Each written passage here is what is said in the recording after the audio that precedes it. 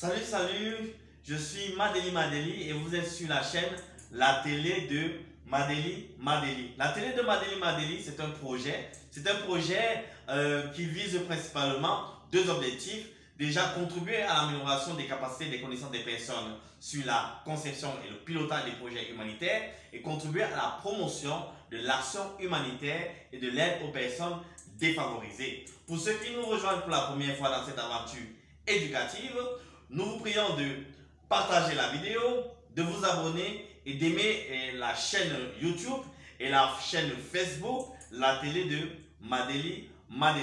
Pour information, la télé de Madeli organise dans les semaines, dans les mois à venir, un séminaire technique en présentiel. Ce séminaire technique en présentiel sera l'occasion d'aller plus en détail, plus en profondeur dans les notions abordées au cours de cette courte série de vidéos. Et ce séminaire technique en présentiel vise principalement les professionnels de la gestion des projets, les étudiants et puis les passionnés de la gestion des projets humanitaires. Et sans plus tarder, nous allons aborder aujourd'hui la notion du diagnostic dans la continuité de ce qui a été fait au cours des semaines précédentes. Pour y parvenir, nous allons aborder deux notions particulières. La première notion étant l'œil du diagnostic et la deuxième notion étant la dialectique du diagnostic et de la planification. Pour rappel, nous partons sur un modèle de cycle de projet à 5 étapes.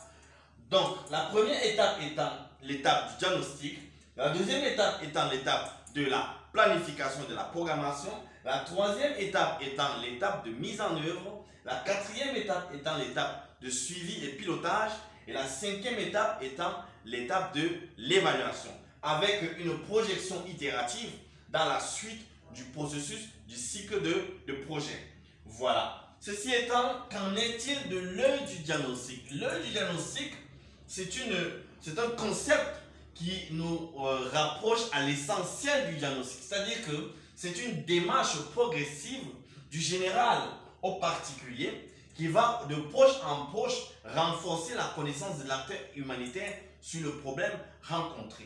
Le diagnostic consiste donc à poser une analyse prioritairement sur le contexte. Sur le contexte pour collecter des informations sur le lieu où se situe la crise, sur les personnes affectées, une information donc démographique, une information géographique, une information sociopolitique, une information socio-économique, une information sécuritaire.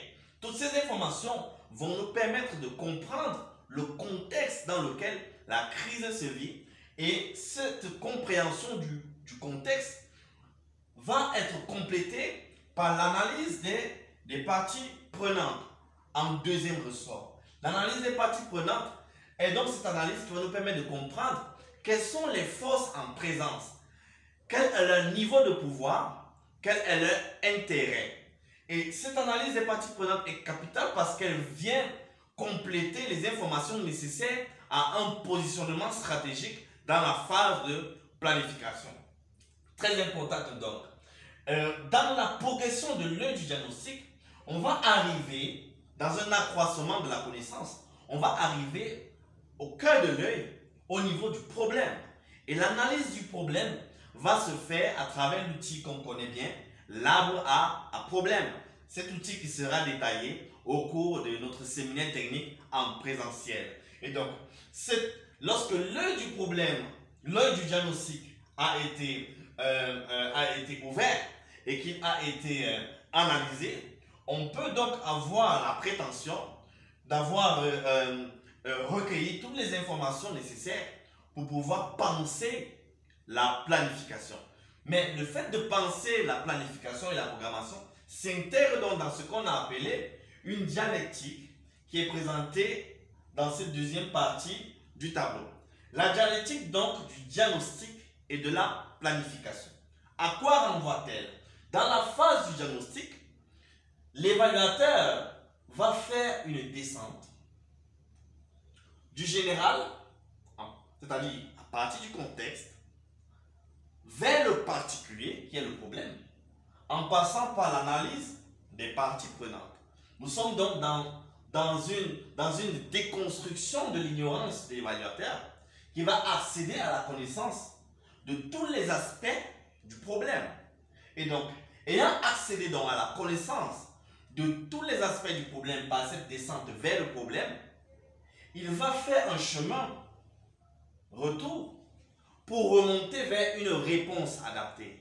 Et c'est pourquoi, dans le cas de la réponse, on va parler de l'adéquation de la réponse. C'est-à-dire que le lien que la réponse va faire avec les aspects spécifiques du problème.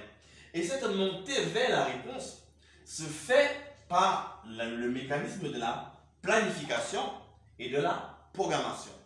On voit bien qu'il existe un lien fondamental entre l'étape du diagnostic et la phase de la planification et de la programmation, l'enjeu étant la pertinence et l'adéquation de la réponse à apporter.